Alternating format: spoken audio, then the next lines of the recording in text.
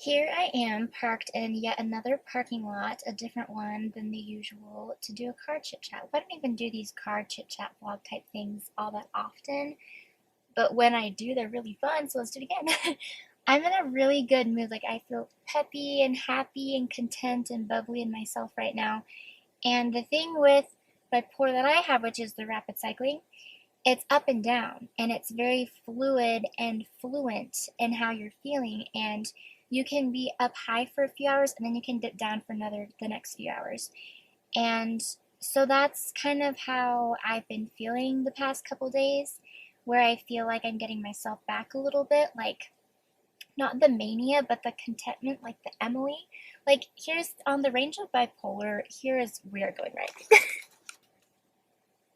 Okay, cool, nice. Anyway, there you go. But like, mania's up here, depression's down here, and I'm somewhere in the middle. Like, I'm the middle range where I'm happy and content and me, my normal consistency, and then the other two I've kind of float up and down between. So if that kind of makes sense. Anyway, I'm at the Pizza Pie Cafe parking lot a little early than everyone else because I wanted to do a sit down car chit chat vlog for you guys, and I just wanted to chat, honestly.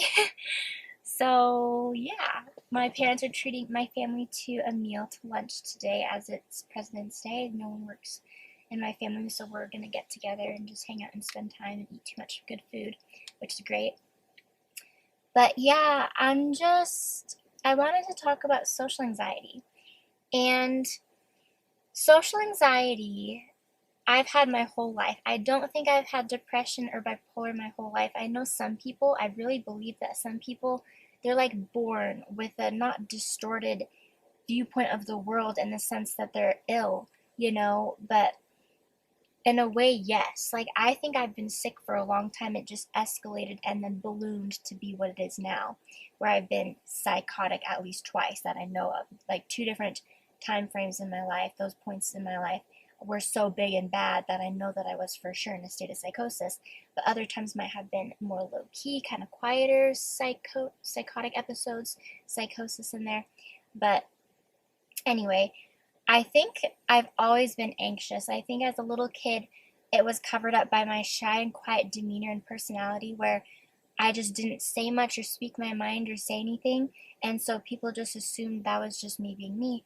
But really, behind it was a mental illness where I almost need like sunglasses on right now. I'm like squinting. Hopefully, I don't mess up my makeup. That turned out really good this morning. Anyway, but yeah, I don't know. I just know I've had it for a long time. And yeah, it was the mental illness. It was. A part of it was English, Emily, words, Emily.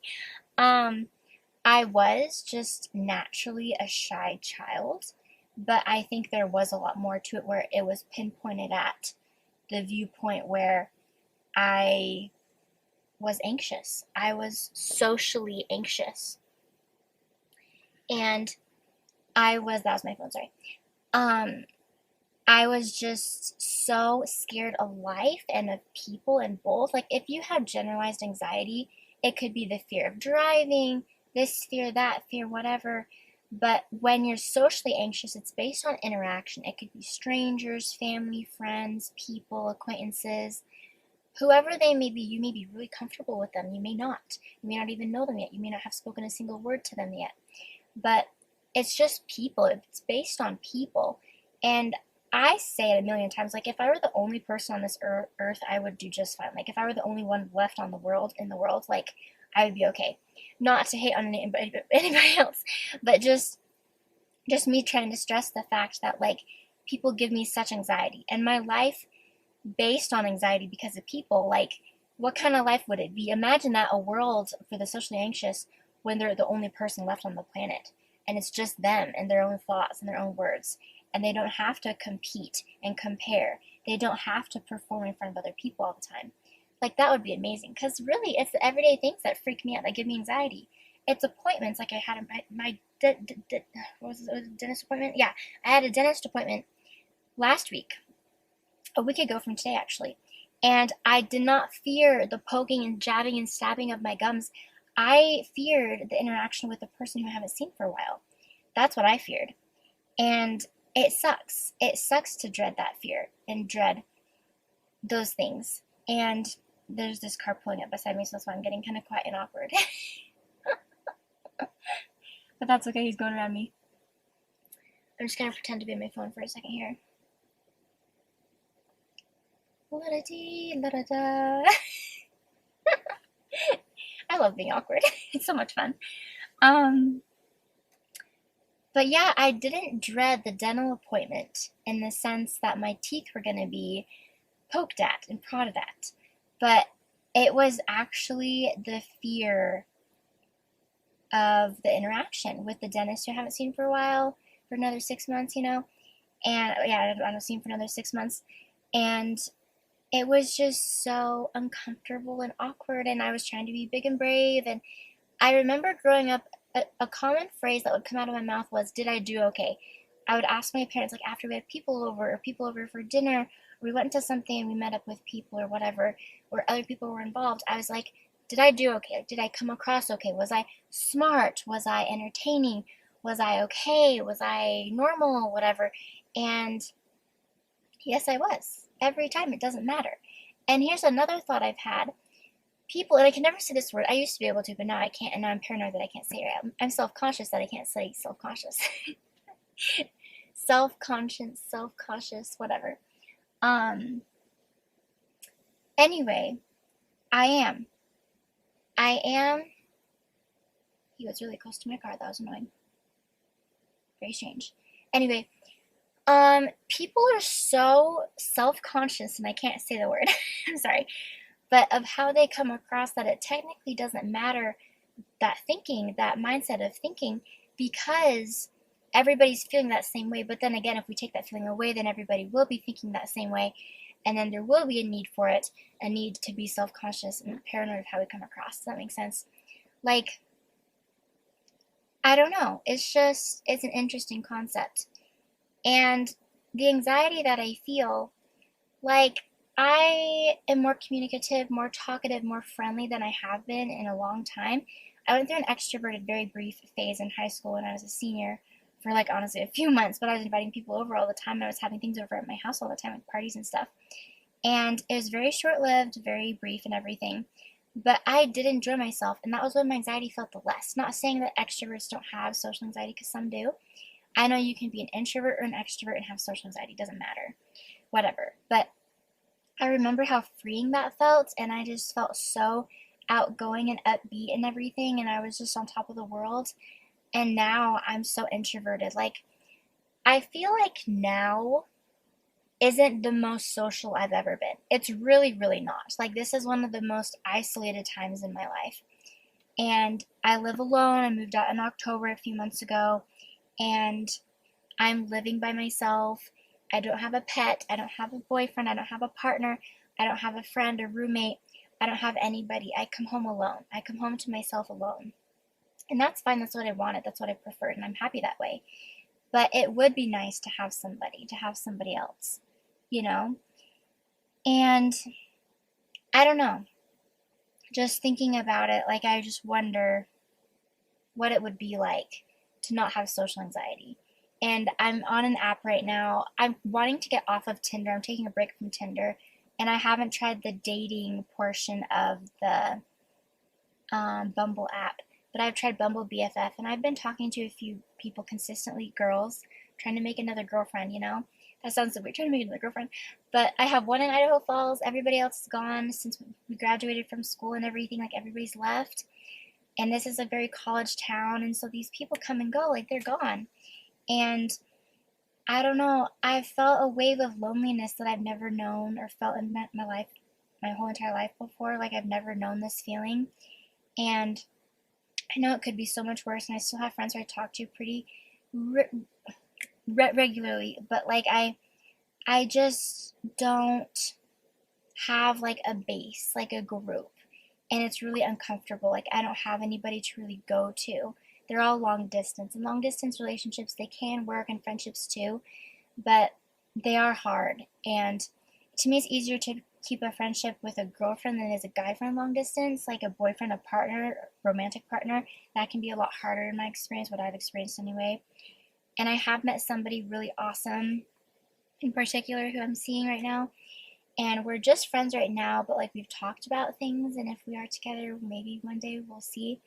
But anyway, like I just wish I didn't have anxiety because I feel like it holds me back. Like if I look back at 18-year-old me when I was a brief on non-anxious social extrovert for a time, like I would take that girl and put her in a bar right now and I could come out with a boyfriend.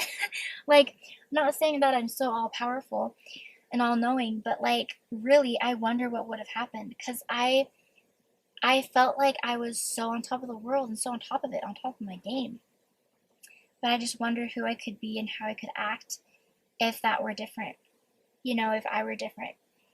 Like, who could I be? What could I have accomplished if I take that version of myself and put myself in a bar or I went somewhere crazy? Not crazy, but for me, crazy.